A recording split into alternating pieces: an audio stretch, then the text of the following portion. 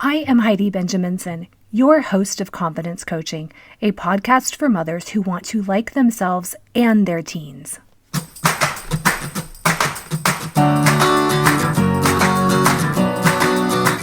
Life isn't a spectator sport. Success comes to those who show up every day with a pocket full of courage, grit, and a little sparkle. I'm glad you're here.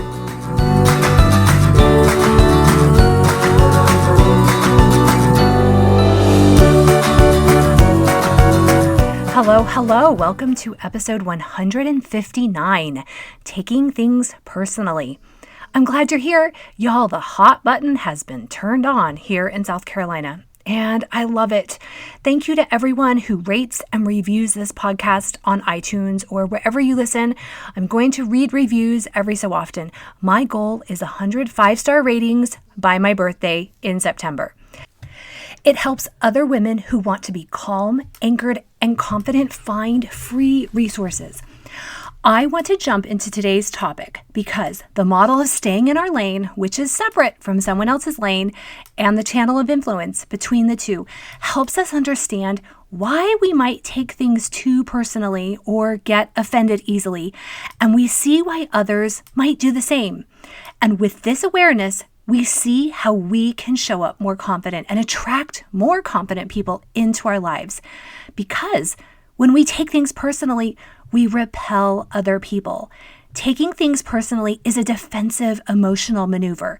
It means we feel we need to protect our lane, our emotional situation more than usual, and we send energetic vibes to others that they need to take care of our emotions. And y'all, other confident people do not want to be responsible for our emotions. If you look around your life and wish you had more friends, this could be an area you want to look at and work on. Because the more we take things too personally, the more we see the world against us and always attacking us. And we're going to push people away. But we need connection. We need emotional and physical connection to thrive in this world. So if you can picture your lane, when I draw it, my lane is always on the left. Picture everyone else's lane on the right with the channel of influence between the two lanes, which is the vibe and energy that our words, our body language, and much more send to other people. When we take things personally, when we're easily offended, it means there's very little barrier in that channel between us and other people. If we're easily offended, we're living in survival mode. Our lower brain sees everyone and everything they do, say, don't do, or don't say as a threat. We make it mean something about us, and usually something negative. Imagine that channel has no walls, and the world is hitting us with waves and attacks. There are lots of reasons why we or others end up with weak and small channels or senses of boundaries around our lanes. It could be neurological wiring or a traumatic childhood where our basic needs weren't met. Maybe abusive relationships. There's so many reasons. And we're all prone to one degree or another to take things personally.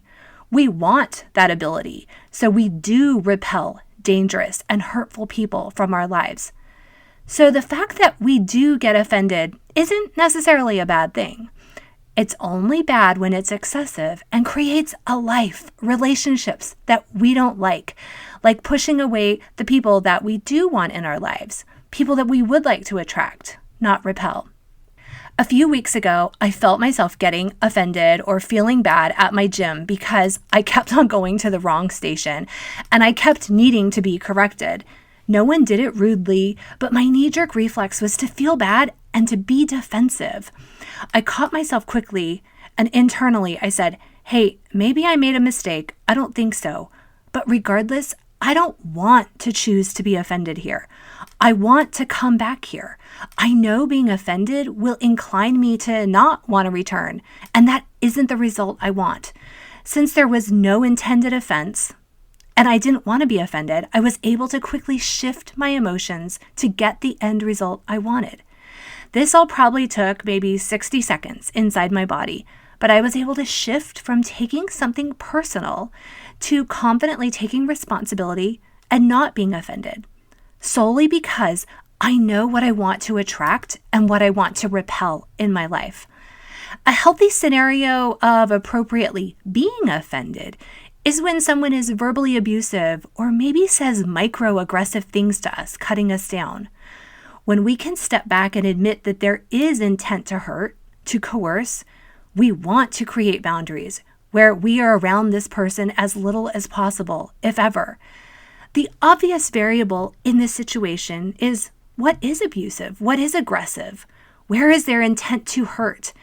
Because someone who is in an emotionally hyper-vigilant state most of the time, someone who has little self-esteem, already hates themselves, will perceive everything as aggressive. So how do we determine where we are on the scale? And how do we work to build the emotional muscle to choose when to be offended, if at all? I did a lot of research on how other psychologists and researchers define being offended. And I like the idea that often being offended comes from an inability to read the context from which someone else is saying or doing something.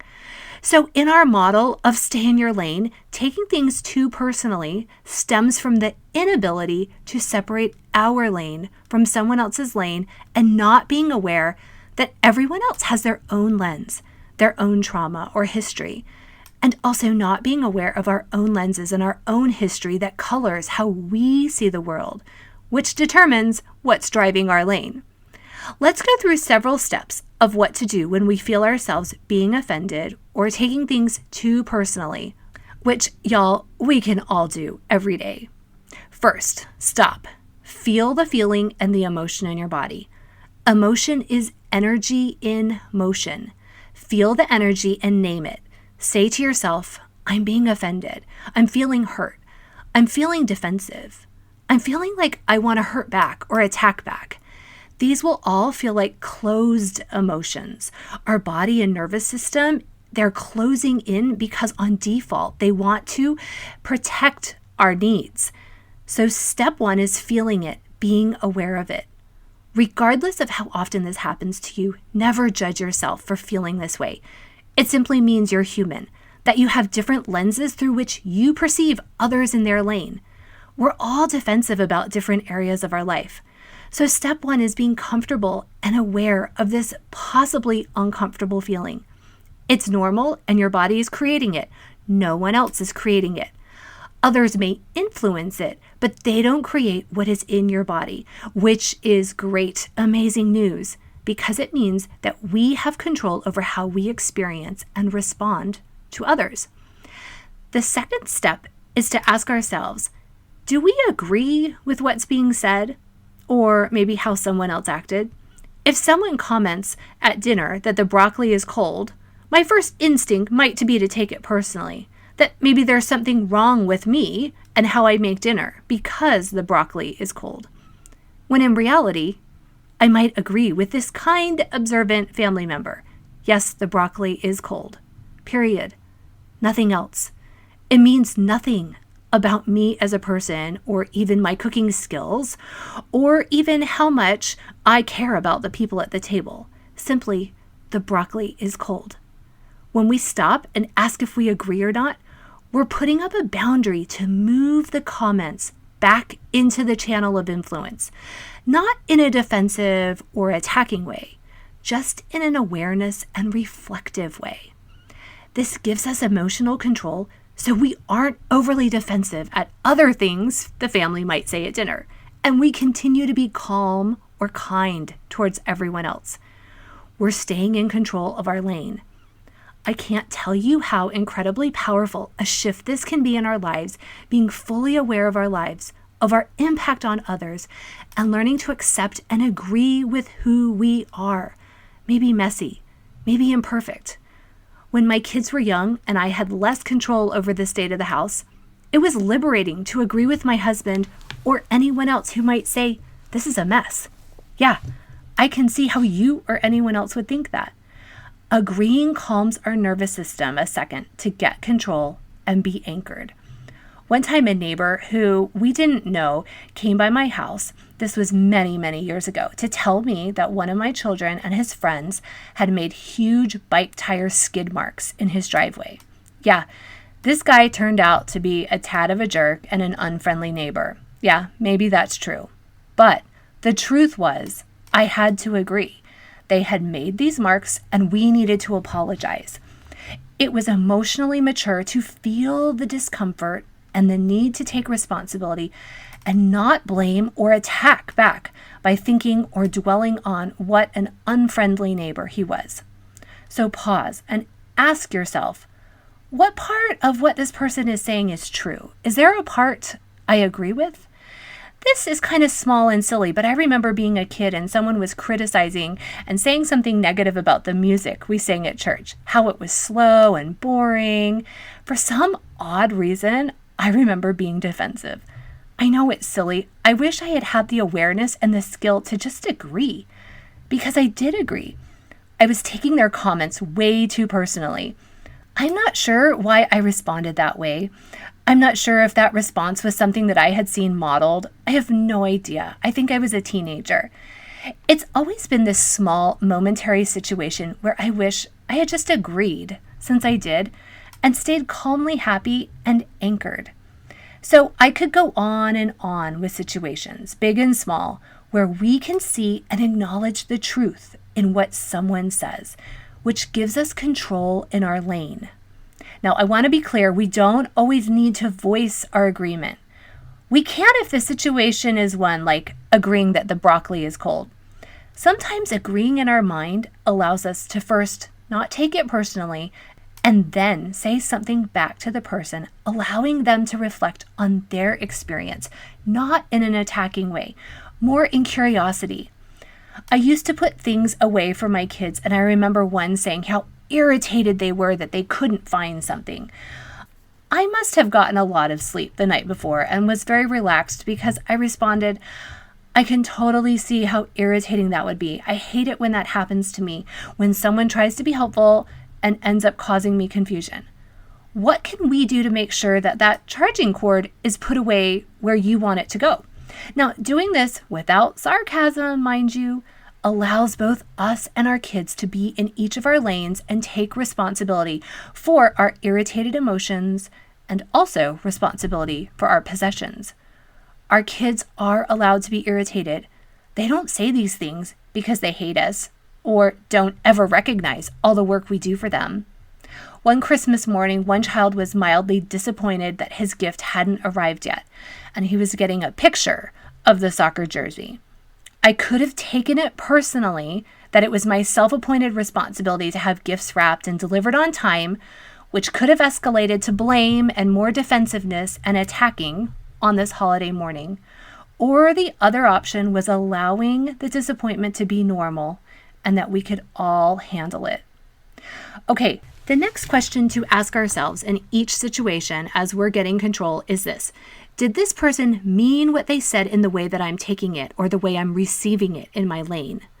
Of course, now the answer depends on the situation. And honestly, we get to choose if we are offended, even if they did intend that. Some people interact with others in strong, abrasive manners with energy that can be perceived as rude. And on a minute or two of reflection, we can agree that they don't mean to be offensive. It's just their style. I remember a few decades ago being left out of a decision in a committee that I was in, and I took it personally, like they didn't value my opinion. This caused me to participate less and less in the group and mentally ruminate on the flaws of the other members. In hindsight, I wish I had stopped and asked, did they even mean to leave me out? Do I really have other evidence that they don't value me? Do I want this perceived offense to really influence me as much as it did? I totally would have chosen to believe that they didn't do it with intention. I had the chance to learn from years of growth and wisdom in how I handle a more recent situation. There was a situation in the past year when I was left off communication that I needed to have, and I was given the information that I considered to be last minute. I paused and contemplated. I have two paths in front of me. One is to be offended and mad. I know what path that takes me down. I don't even think they meant it, and I don't want to go where that path takes me. The other path is not taking it personally, seeing that there was no ill intent, Maybe there was a lack of thinking, but I didn't need to respond with my quote, my own lack of thinking. I paused and I chose who I wanted to be in that situation, which is the next question we ask as we're learning to be more emotionally anchored. Do I want to take things too personally? The answer is usually no in each situation. We can pause and ask, do I want to be offended here? Recently, a friend was telling me of a situation her daughter was in where an adult in a leadership position said some very demeaning things to her daughter in front of other peers, and she was very embarrassed. The leader was in the wrong. Even in those situations, we want to pause and say to ourselves, they are in the wrong. I want to be offended when someone is hurtful, and at the same time, I don't want to respond wrong or respond by offense. My friend responded by appropriately defending her daughter and also not attacking or taking too much of it personally. She was able to teach her daughter this interaction reflected on limited skills that the leader had. She could show her daughter the interaction was more about that other person's lane, about their lens, and not about her daughter, while still being someone who stood up and protected herself. It's okay to tell people that we're hurt. We want to do so when we are emotionally calm and feel in control. We want to take responsibility for the hurt and be sure that we mean no hurt in retaliation. It's possible to be responsible and compassionate people with boundaries at the same time. Some of the examples I've given in this episode are situations where we can switch our being offended to acceptance and peace rather quickly. I do want to acknowledge, much like this last situation with my friend's daughter, that we do want to protect ourselves from people who harm. We want to step back from relationships at times and take stock. Is there a repeated pattern here? Am I giving grace to the extent it hurts me, or am I putting myself in situations and relationships where I'm repeatedly hurt? In those cases, we do want to repel. We do want to stop answering those calls, those texts. We do not want to attack back or say hurtful things in return. In many of these situations, the emotionally mature thing to do is disengage for a period, get anchored, give yourself a lot of self-love, and also find love for this other person, often from a distance. Other people, regardless of the relationship, have no right to our time or our energy. Often people want us to be offended or take things personally because they want to control us, to change us. It isn't our job to change so other people feel a different way. We can choose to change because we want to be different, because we choose growth, but this feels very different in our bodies. You still don't need to take offense, and you can choose to put up more boundaries in a relationship. We can always choose how we respond.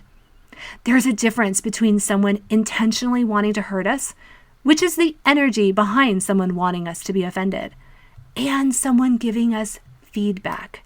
Dear friends, the more open we are to honest, real feedback, sometimes very subtle and unspoken, the more we can grow. We're gonna get feedback from bosses, from employees, from spouses, even from our children. We want to admit and see where we can improve. The other night, I was incredibly irritated, and I was really not my best self. It was a real low. I was unusually snippy, and I was rude to my daughter. She was hurt. She very calmly and maturely told me how she felt. I apologized. I was getting very good and clear feedback, and I sat in the discomfort of knowing I had not been my best self, knowing I'm an imperfect mother like the rest of the planet, and I choose love for myself and my daughter. She said nothing to criticize me. I offer her feedback all the time. I wanted to model to her how to receive feedback when there is zero intent to harm. Because remember, we naturally stay away from the people, the places where we feel like we've been offended, where we perceive there has been intent to hurt us. I don't want disconnection from my daughter. I don't want disconnection from my husband when he's tired and has a short fuse. I don't want disconnection from my college-age son who rarely returns texts and calls. I don't want disconnection from friends who are living very full lives and I might not hear from them a lot. I don't want disconnection from the people and places I desire in my life. So I actively practice seeing how the things they do and say are about them and not about me. I practice building up a strong foundation in my lane, a foundation of grace and improvement. I practice saying, I'm sorry, I took something personally because I was tired or because I wanted a certain response from someone that I didn't get. This requires humility, self-awareness, and a lot of practice communicating what we're feeling. This requires taking responsibility for our emotions and responsibility for how we react, how we respond. Because regardless of how another person acts or talks, we are always responsible for our reaction, for our response. And being offended or being angry is probably only appropriate in a small amount of situations. Aside from the benefit of up-leveling the circle of people we have around us, really doing the work of being less offended, to take things less personally, benefits our children, our family. It is from us, from our example, that our children will learn how to respond to the world. That's it for this week. If you would like personalized weekly private one-on-one coaching to learn to take things less personally and model this emotional maturity to your family, sign up for a consult call at HeidiBenjaminsen.com. A confident mother is the greatest gift to her family, not a perfect mother. Our families want us to feel confident, anchored, and calm. I can help you uncover this version of yourself. Have a great week.